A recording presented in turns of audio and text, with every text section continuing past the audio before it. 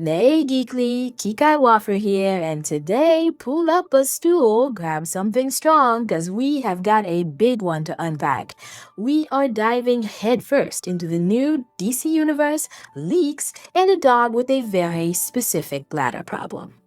Today's topic is the upcoming movie Supergirl Woman of Tomorrow. Now, officially, the trailer drops later this week, probably Thursday, but because this is the internet and secrets are a myth, we already have a full detailed description of what happens in the footage.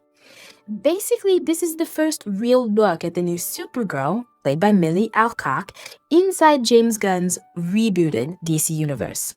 And the description is, well, it is a lot. We are talking about a cosmic road trip, a space bus, Jason Momoa showing up as the intergalactic bounty hunter Lobo, and a scene where Crypto the Superdog literally lifts his leg and pees on a newspaper that has Superman's face on it.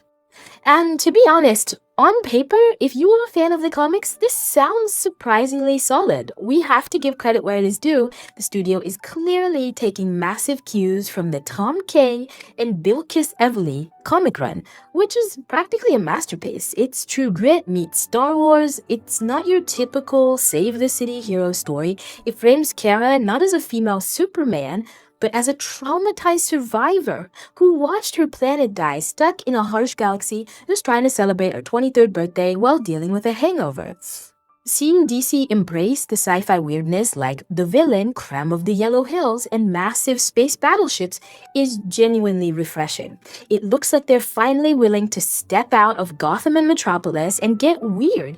You have to applaud the visual ambition and the willingness to adapt a story that's actually about grief and isolation, rather than just punching bad guys through buildings.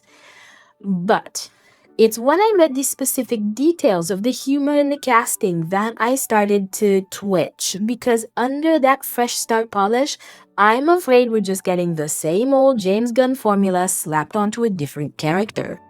And this is where we get to the total BS part. Let's talk about the dog.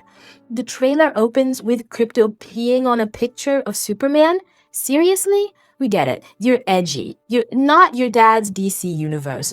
It feels so incredibly performative. It's that classic marketing cynicism where they think the only way to sell a new female lead is to literally defecate on the legacy of the male lead. It screams, look at how irreverent and funny we are. But it just feels like a teenager trying to be too hard to be cool.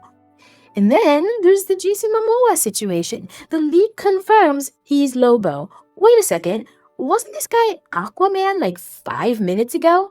Are they taking us for fools? We are supposed to believe this is a hard reboot, a brand new start for DC, but they're just shuffling the same actors around like deck chairs on the Titanic. It feels lazy.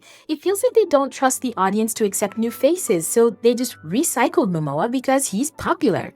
It breaks the immersion before the movie even starts. It makes the whole universe reboot feel less like a creative vision and more like a corporate restructuring where they kept the favorite employees and just gave them new name tags. They're selling us bold and new, but giving us recycled actors and toilet humor.